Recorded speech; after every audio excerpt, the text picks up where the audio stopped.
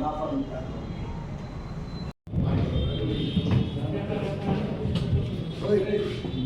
ওই মোদি তারা মতো মিশে গেছে যে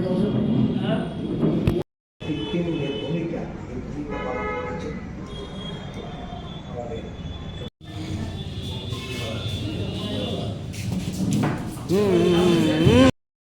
মুখ্যমন্ত্রী হিসাবে এই রাজ্যের কৃষি শিক্ষা স্বাস্থ্য রাজ্যের প্রথম মুখ্যমন্ত্রী প্রয়াত শচীন্দ্রলাল সিনহার 25তম মৃত্যুবার্ষিকী। এই উপলক্ষে ত্রিপুরা প্রদেশ কংগ্রেসের সেবা দলের উদ্যোগে আমাদের এই দিনটি যথাযোগ্য মর্যাদায় উদযাপন করার লক্ষ্যে আমাদের যে কর্মসূচি, প্রথমেই ওনার প্রতিকৃতিতে পুষ্পার্ঘ্য অর্পণ করে 1 মিনিট নীরবতা পালনের মধ্য দিয়ে আমাদের এই কর্মসূচি আমরা শুরু করি। এরপরে এক আলোচনার সভায় আমরা ওনার জীবন দর্শন নিয়ে এখানে বিভিন্ন প্রদেশ নেতৃত্ব এরা বক্তব্য রাখবেন।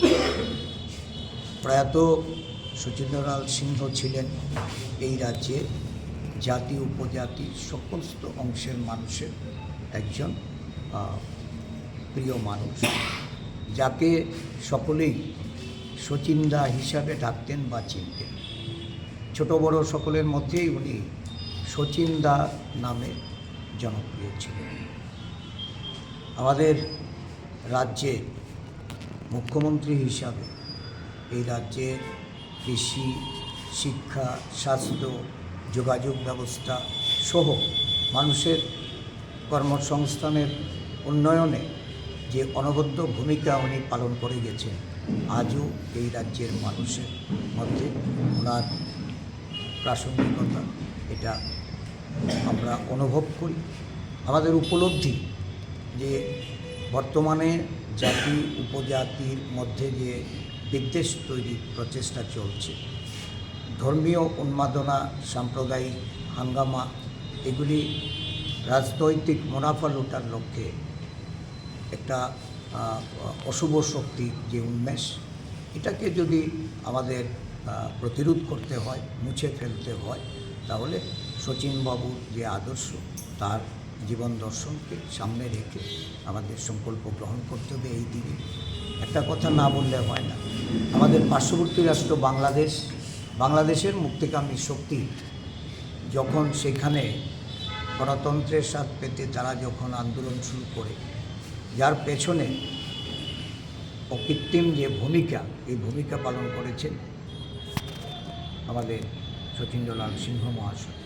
এবং বাংলাদেশের মুক্তিযুদ্ধে উনি যেভাবে এই পার্বতী রাজ্য, ছোট্ট ত্রিপুরা রাজ্য থেকে উনি যে সহায়তা প্রদান করেছেন, বা বাংলাদেশের মানুষকে যেভাবে এই রাজ্যে উনি রিফিউজি রূপে তাদেরকে এইখানে জায়গা দিয়ে তাদের সেবা যত্ন করে মুক্তিকামী মানুষকে বাংলাদেশ গঠনে তাদের যে সহায়তা করেছেন, এটা বাংলাদেশের মানুষও আজ স্মরণ করে।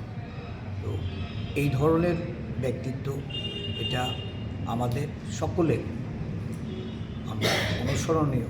আমরা আগামী দিনগুলিতে ওনার এই ওনার যে ভূমিকা রাজ্যের জন্য, দেশের জন্য, এই ভূমিকাকে আমরা জনসম্মুখে তুলে ধরে জাতি উপজাতি যে ঐক্য, এই ঐক্য বজায় রাখার আমরা আহ্বান রাখছি। উনিই একমাত্র মুখ্যমন্ত্রী যিনি তার মুখ্যমন্ত্রিত্বকালে সর্বপ্রথম আদিবাসীদের তাদের প্রতিনিধিদের ডেকে কেন্দ্রীয় সরকারের খরচায় উনি প্রথম 1950 সালে বকাফাতে প্রতিনিধি সম্মেলন করে এই রাজ্যের আদিবাসীদের তাদের উন্নয়নের জন্য, জমিয়াদের তাদের পুনর্বাসন দিয়ে তাদের ব্যাপক উন্নয়ন ঘটানোর জন্য পরিকল্পনা গ্রহণ করেছিলেন। এবং আদিবাসীদের তাদের ক্ষমতায়নের প্রশ্নে উনি লড়াই করেছিলেন। এই আদিবাসী জনগোষ্ঠীর মানুষ অত্যন্ত কাছের মানুষ হিসাবে শচীনবাবুকে তারা আজও স্মরণ করে।